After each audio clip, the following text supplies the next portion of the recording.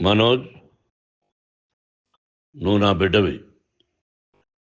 లక్ష్మీ ప్రసన్న, విష్ణువర్ధన్ బాబు, మనోజ్ కుమార్. నిన్ను ఎలా పెంచానురా నేను? అందరికంటే నిన్నే గారాభంగా పెంచానురా. నీకే ఎక్కువ ఖర్చు పెట్టి చదివించాలని ప్రయత్నం చేశానురా. నువ్వు ఏది అడిగినా నేను నీకు ఇచ్చానురా. కానీ ఈ రోజున నువ్వు చేస్తున్న పని బిడ్డల గుండెల మీద తంతారంటారే, అలా తన్నేవరా. మనసు ఆవేదనతో కింగిపోతుందిరా. నేను మీ అమ్మ ఏడ్చుకుంటున్నావురా. జర్నలిజం ఉన్నది లేనిది, లేనిది ఉన్నట్టు రాస్తున్నారా. నువ్వు నన్ను కొట్టడం ఏంట్రా? నా బిడ్డ నన్ను తాకలా. ఇద్దరం ఘర్షణ పడ్డాం కొన్ని కారణాల వల్ల. ప్రతి ఫ్యామిలీలోనూ ఉంటాయిరా ఇవి. లేనివాడు ఎవరైనా ఉంటే ప్రపంచంలో ఒకరున్నారేమో, 1% ఉంటుందేమో. అటువంటి వాళ్ళ ఇంటికి వెళ్ళి కాళ్ళు గడిగి నిద్ర పూసుకోవచ్చు. భారత భాగవత రామాయణాలు చూశావు కదరా. ఏమిటిది? మీ అమ్మ ఎంత కుమిలిపోతుంది ఈ రోజున హాస్పిటల్ చేరింది. నీ వల్ల హాస్పిటల్ చేరుతాను. చూడు మనోజ్, నీకన్నీ ఇచ్చినా ఈ రోజున నువ్వు నా గుండెల మీద తనడమే కాకుండా అపకీర్తి తీసుకొచ్చావు. ఏదేదో రాశావు, ఏదేదో చెప్తున్నావు. కొంతమంది జర్నలిస్టులు ఉన్నది లేనిది, లేనిది ఉన్నట్టు రాసేవాళ్ళ తత్వం వాళ్ళకి. ఎందుకంటే టీఆర్పీ పెరగాలి. ఇది వాళ్ళ నైజం. మనం మార్చలేము. వాళ్ళందరి మీద మన కోర్టుకు వెళ్ళలేము. వాక్ స్వాతంత్రం అంటారు, ప్రజాస్వామ్యం అంటారు. ప్రజాస్వామ్యంలో కూడా కొన్ని హద్దులు ఉన్నాయి. ఇది నీకు తెలుసు అనుకున్నా. ఎంత మంచి నటుడివి నువ్వు. నీ భార్య మాటలు విని తాగుడుకు అలవాటు పడిపోయావు. వింటున్నావా మనోజ్? ఎవరిని నమ్మాలో ఎవరిని నమ్మకూడదో పరిస్థితి తీసుకొచ్చావు. విద్యాలయాలు ఎంత గొప్పవిరా. మనం 25% కులమతాలకు అతీతంగా ఫ్రీ ఎడ్యుకేషన్ ఇస్తున్నాంరా. క్యాస్ట్ అనేది తీసేశాను రా 92లో ప్రాస్పెక్ట్స్లో. నువ్వు చదువుకున్నావురా. అక్కడ చదువుకున్న బిడ్డలు ఐఏఎస్, ఐపీఎస్ అయ్యారురా. ఎంతోమంది గొప్పవాళ్ళు అయ్యారురా. నువ్వు నటుడుగా ఎంతో గొప్పవాడివి. తాగుడికి అలవాడబడి నువ్వు నీ భార్య ఇంట్లో బిహేవ్ చేస్తున్న విధానం ఆ భగవంతుడు సర్వేశ్వరుడు తెలుసు. భగవంతుడు చూస్తున్నాడు రా. నేను తప్పు చేసినా, నువ్వు తప్పు చేసినా, ఎవరు తప్పు చేసినా. ఎంత అవకాశం ఇచ్చావు మాట్లాడుకునేదానికి అందరికీ. ఇన్ని సంవత్సరాల్లో మన విద్యాలయాల్లో ఒక్క తల్లి కానీ ఒక తండ్రి కానీ ఏమైనా చెప్పారా? ఆ బిడ్డలు మన బిడ్డలు రా. మీరెంతో నాకు అక్కడ ఉన్నవాడు కూడా నా కూతుర్లు, నా కుమారులు. ఎంతమందికి ఫ్రీ ఎడ్యుకేషన్ ఇస్తున్నావు. వాడి దగ్గర ఏది ఆశించరా. నువ్వు ఎందుకు ఇలా తయారైపోయావు? ఎందుకు ఇంట్లో ఉండే పని వాళ్ళందరినీ కొడుతున్నావు?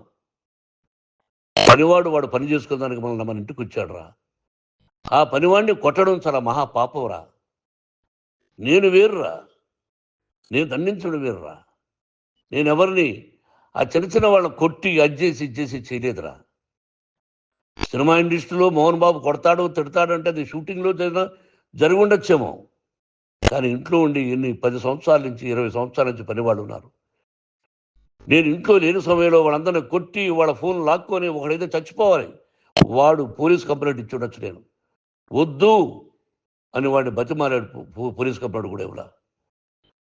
ఇంకైనా నువ్వు నీ భార్య మారి బయట ఉండండి రా అన్నాను నేను. లేదు డాడీ, తప్పు చేయలేని ఒకసారి వచ్చావు, మళ్ళీ తప్పు చేశావు, మళ్ళీ వెళ్ళావు, మళ్ళీ ఈసారి తప్పు చేయనన్నావు. ఏమండి వీడు తప్పు చేయడం అని మీ అమ్మ చెప్పింది. ఇంట్లో పెట్టుకున్నా. మళ్ళీ నువ్వు చేస్తున్నది, ప్రతిరోజు నువ్వు తాగుతున్న విధానం నీకే తెలుసు. ఇది ప్రజలు నమ్ముతారా లేదా అనవసరం నాకు. నేను నీకు చెప్తున్నా, ఇంతటితో ఫుల్ స్టాప్ పెట్టాలి. 3 రోజుల నుంచి రకరకాలుగా రాస్తున్నప్పుడు నా మనసు ఆవేదనతో ఉంది. మళ్ళీ చెప్తున్నా, Mohan Babu university is greater than temples. Greater than temples. బిడ్డలను కాలేజీలో చేర్చుకునే ముందు చెప్తారు, అందుయా ఎంత ఉంది యూనివర్సిటీ రూల్స్, ఇది మా పద్ధతి, మీకు ఇష్టమైతే చేర్చండి. గవర్నమెంట్ బిడ్డలను గవర్నమెంట్ ఏమిస్తుందో ఇంత పర్సంటేజీ వాళ్ళకు కూడా మీ దగ్గర ఎందుకు డబ్బు తీసుకుంటున్నాం అంటే దానికి అర్థం పరమార్థం చెప్పాము. దొంగతనంగా తీసుకోలేదు, ప్రతి దానికి చెక్కులు ఉన్నాయి, అది అకౌంట్ ఉంది. దానిలో తప్పులు జరిగితే డిపార్ట్మెంట్ ఉంది. కాలేజీలో ఏదైనా తప్పు జరిగితే గవర్నమెంట్ ఉంది. ఇవన్నీ నీకు తెలుసు. ఈ రోజున ప్రపంచంలోనే నెంబర్ 1గా చేయాలని మీ అన్న కష్టపడి ఇతర దేశాల్లో నెంబర్ 1 యూనివర్సిటీ టైఅప్ చేశాడు. ఈ రోజు నువ్వు చేసిన విధానం ఏమిటి? నువ్వే ఒకప్పుడు నాకు ఇవి ఏమొద్దు, నేను యాక్టింగ్ అన్నావు. ఈ రోజున ఏం చేస్తున్నావు? విద్యాలయాల మీద పడ్డావు. తల్లిదండ్రులు చాలా గొప్పవాళ్ళరా.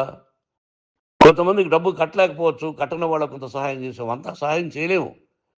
బ్యాంకుల్లో డబ్బు కట్టాలి, లెక్చరర్స్కి డబ్బులు ఇవ్వాలి, యూనివర్సిటీ బ్రహ్మాండంగా నడపాలంటే మంచి లెక్చరర్స్ కావాలి. ఇవన్నీ తెలిసి చేస్తున్నావురా 32, 33 సంవత్సరాల నుంచి. అది పక్కన పెడితే అందరినీ కొట్టడానికి వస్తావు. మీ అన్నం తిడతావు. ఒక వ్యక్తి వినయ్ గారని ఆయన వ్యక్తి హెల్ప్ చేయడానికి వస్తే ఆ వినయ్ ఎవరు లజ్జాగుడికి చంపేస్తాను వాడు అన్నావు. ఇవన్నీ ఎంత తప్పురా? అంటే మీ నాన్నగారికి ఎవరు సహాయం చేయడానికి వస్తే వాళ్ళందరినీ లజ్జా కొడుకులు అంటావు, చంపేస్తానంటావు. మీ అన్నను చంపేస్తానన్నావు. చంపరా చూద్దాం మీ అన్న. నేనే అన్నా. తాకరా నీ ధైర్యం ఉంటే అన్నా. ఎంతమందిని చంపాలనుకుంటున్నావు? ఎంతమందిని చేయాలనుకుంటున్నావు? నువ్వు ఏం సాధించాలనుకుంటున్నావు? ఆలోచించుకో. ఈ ఇంట్లోకి అడుగు పెట్టడానికి నీకు అధికారం లేదు. ఇది నా కష్టార్జితం. మా నాన్నగారు 10 రూపాయలు 10 పైసలు కూడా ఇవ్వలేదురా. మంచి జన్మనిచ్చాడు మా నాన్నగారు. మద్రాసుకు వెళ్ళి వీధుల్లో అడుగు తిన్నాను రా. ఒక పూట కూడా భోజనం లేకుండా అడుగు తిన్నాను రా. న్యాయంగా మోహన్ బాబు తిడతాడు కొడతాడంటారు కానీ మోసగడనం లేదురా. నీట్ పార్లమెంటేరియన్గా బయట వచ్చాను రా. నువ్వు నా పరువు ప్రఖ్యాతులు మంట కలిపావు. ఏమిటి నేను చేసిన అన్యాయం? నీకు జన్మనిచ్చాను, అదా నేను చేసిన పాపం. అందుకే ఇది నా ఇల్లు అన్నావు. నువ్వు నీ ఇల్లు కాదు. నీ కష్టార్జితంతో నువ్వు సంపాదించుకున్న ఇల్లు నీది. ఇది నా డబ్బు, నా కష్టార్జితం. నా కష్టార్జితంలో నేను పిలిస్తేనే మీరు ఇంట్లోకి రావాలి. అటువంటిది పోగొట్టుకున్నాను.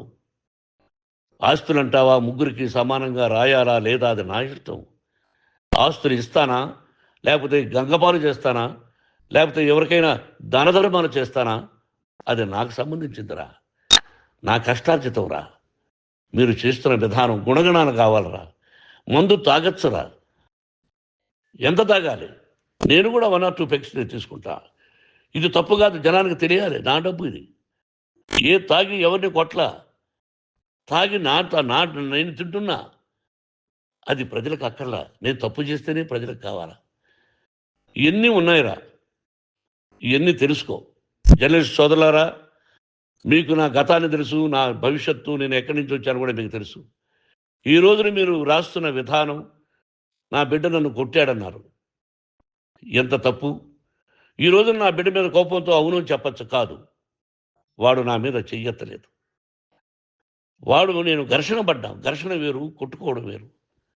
గాయాలతో హాస్పిటల్కి వచ్చి కుంటుకుంటుగా నడిచాడు. మళ్ళీ ఏమని పోలీస్ స్టేషన్కి వెళ్ళి చెప్పాడు. ఎవరో 2 ఉన్నారు, వాళ్ళిద్దరూ నా మీద దాడి చేశారన్నాడు. నా ఇంట్లో పనిచేస్తున్న వ్యక్తుల గురించి పోలీస్ స్టేషన్కి వెళ్ళి చెప్పవలసిన అవసరం అతనికి లేదు, హక్కు లేదు. పోలీస్ డిపార్ట్మెంట్ కూడా తెలుసుకోవాల్సిన విషయం. నా ఇంట్లో ఉండే వర్కర్స్ మీద నేను కంప్లైంట్ ఇవ్వాలి. నువ్వు పర్మిషన్ లేకుండా నా ఇంట్లోకి నువ్వు చొరబడి ఇల్లు నాదంటూ ఇంట్లో పనిచేస్తున్న వర్కర్స్ మీద కంప్లైంట్ ఇచ్చావు. అది ఎంతవరకు పోలీసు న్యాయమో రూల్సో చూద్దాం. పోలీస్ డిపార్ట్మెంట్ ఇంటికి వచ్చింది. వాళ్ళకి రాశాను ఉత్తరం, అయ్యా నేను సీనియర్ సిటిజన్ని, నాకు రక్షణ లేకుండా ఉంది, నా బిడ్డ వల్ల నా ఇంట్లో నుంచి నా బిడ్డను పంపించేసి ఇది నా ఇల్లని. వాళ్ళు నాకు సమాధానం ఇవ్వలేదు. ఇవ్వకపోగా ఎవరిని పట్టించుకోలేదు. ఇప్పుడు పోలీసు వాళ్ళు వచ్చి ఏమండి రూల్స్ ప్రకారం నా బిడ్డ ఇంట్లోకి రాకూడదంటే మాకు హయ్యర్ అథారిటీ వాళ్ళు ఫోన్ చేశారు, మీరు ఎవరిని స్టాప్ చేయొద్దండి, బయట నుంచి ఎవరైనా వస్తే వాళ్ళని స్టాప్ చేయండి అన్నారు. 2 రోజుల నుంచి 10 మంది 20 మంది వస్తున్నారు. వాళ్ళు అలా చూస్తూ నిలబడ్డారు. వాళ్ళు ఫోటోలు తీసుకున్నారు, వాళ్ళ మీద మళ్ళీ వదిలేస్తున్నారు. ఎవరిని నిందించాలి? But I give respect to the police department. వాళ్ళకి ఎవరు ఏ అధికారి ఫోన్ చేశాడో, ఆ అధికారికి ఏ పొలిటీషియన్ చేశాడో అది వాళ్ళకే వదిలేస్తున్నా. కాబట్టి వాళ్ళు పోలీస్ కంప్లైంట్ ఇచ్చినా కూడా మేము సంబంధం లేదని అంటున్నారు కాబట్టి నేను నా బిడ్డను నిన్ను నాపు చేస్తున్నా. నువ్వు ఇంట్లోకి వచ్చే అధికారం నీకు లేదు. నువ్వు వచ్చి నీ బిడ్డను తీసుకెళ్ళు. సంతోషం. నువ్వు రాలేదు, నీ బిడ్డను జాగ్రత్తగానే చూసుకుంటావు. Take care your daughter, that's all. మీ అమ్మ హాస్పిటల్లో అడ్మిట్ అయింది. రేపో ఎల్లుండో మీ అమ్మను పిలిపించి బాగైన తర్వాత ఇదిగో నువ్వు నీ కొడుకు బిడ్డను తీసుకెళ్ళి వాడికి అప్పచెప్పని చెప్తాను పోలీసు వాళ్ళ ఆధ్వర్యంలో. ఇది 100% జర్నలిస్టు సోదరులారా, పులి స్టాప్ పెట్టండి. మీకు కుటుంబాలు ఉన్నాయి, మీ యజమానులకు కుటుంబాలు ఉన్నాయి. మీ కుటుంబాల విషయాలు, మీ యజమానుల కుటుంబాల విషయాలు మేము ఎవరు జోక్యం కలుగు చేసుకోవాలా. మేము నటీనటులం. మాది తప్పుంటే నటుడుగా నన్ను ఫెయిల్యూర్ అని రాయండి, నా నటన బాగలేకపోతే రాయండి. బట్ ఇంటి లోపల సందులో నుంచి చూస్తూ తప్పు చేస్తున్నామని ఉన్నది లేనిది ఉన్నట్టు రాయకండి. మీకు నా హృదయపూర్వక నమస్కారాలు. ఇన్ని రోజులు హృదయపూర్వకంగా ఎంకరేజ్మెంట్ చేశారు. ఆ ఎంకరేజ్మెంట్కు నమస్కారం చేసుకుంటూ I love you all. I love you police department. మీరు న్యాయంగా ధర్మంగా నడుచుకోండి, ఎవరికి తొత్తుల్లాగా ఉండొద్దండి అని మనవి చేసుకుంటూ నేను సెలవు తీసుకుంటాను. Thank you very much for all the journalist. ఇక్కడ పులి స్టాప్ పెట్టండి.